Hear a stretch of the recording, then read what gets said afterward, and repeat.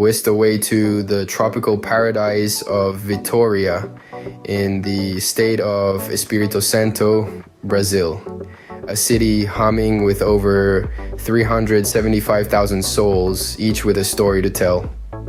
First, did you know the local cuisine is heavily influenced by the indigenous Tupiniquim?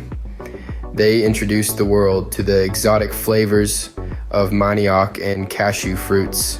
Second, Vitória's music scene is vibrant, with Congo, a music and dance style at its heart. And third, the city is home to a stunning array of modernist architecture, a testament to its continuous evolution. Now let's dive into the strange and wonderful. 1. Vitória is an archipelago, but only one bridge connects it to the mainland. 2. It houses a pineapple plantation right in the city center. And 3. It has its own Loch Ness monster, the Ilha do Boise monster, a local legend that has sparked much intrigue. So ready for more adventures, more stories, more Vitória? Follow me on Instagram at Mr.Gurgel and let's keep exploring together.